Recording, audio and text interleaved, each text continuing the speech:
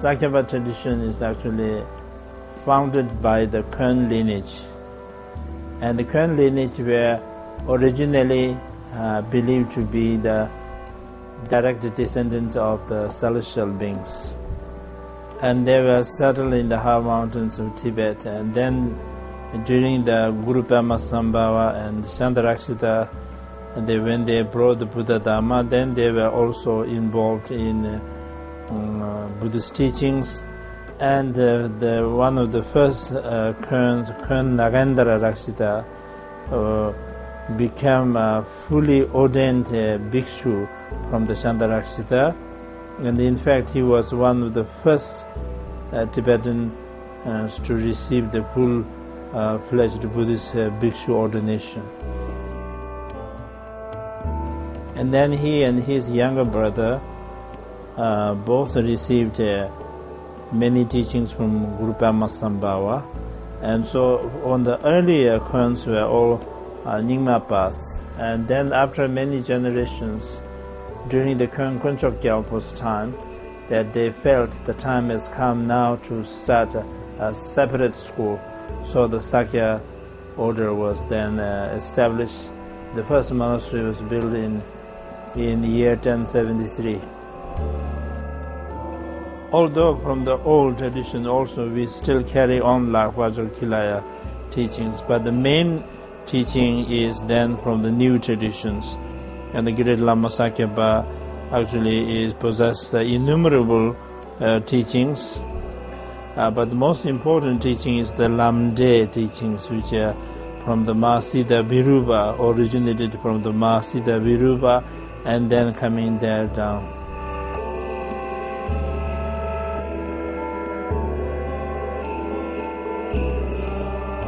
And generally, Sakyapas are considered as lineage holders of the four great Tibetan translators.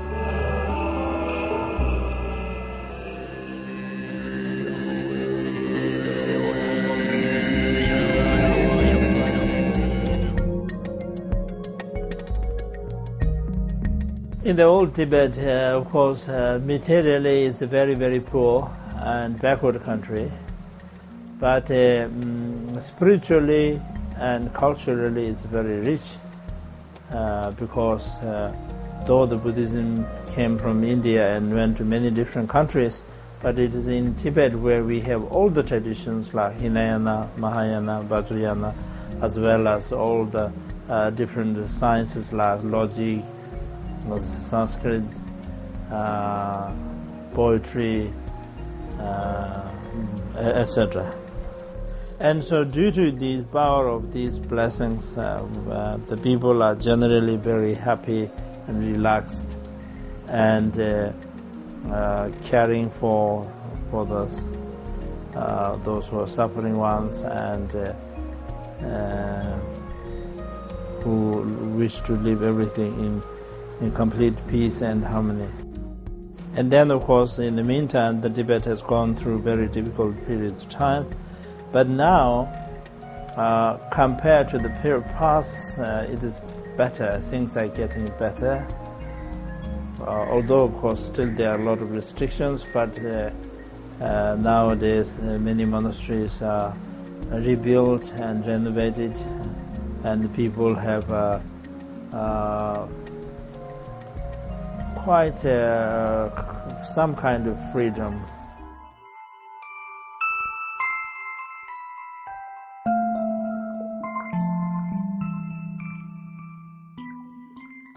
Concentration means actually presently mind is very busy with a lot of thoughts arising. So concentration is single-pointedly remaining on one object without either sinking like sleeping or scattering like to awake, active. So that remaining on one place single-pointedly is the concentration. And the meditation has many different types of meditations, but ultimately that to see through meditation the ultimate reality of all phenomena.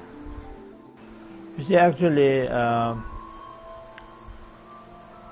the virtues and non-virtues, it all depend on one's own motivation. So if you want to have a good motivation, even as an ordinary person with a very busy, mundane life, with dealing with so many peoples, can also accumulate great merits. But if you have the wrong motivation, even you remain in most secluded place, instead of generating the merit, one can generate very harmful thoughts.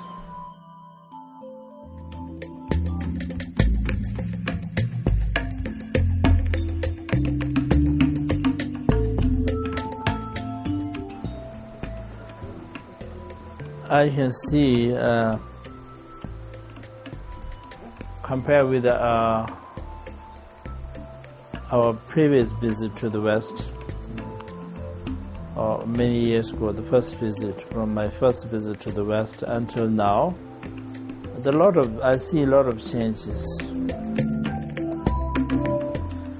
Mainly that the people have gained more wisdom now, more familiar with the Tibetan Buddhist way of beliefs and basic principles and the way we are practicing it.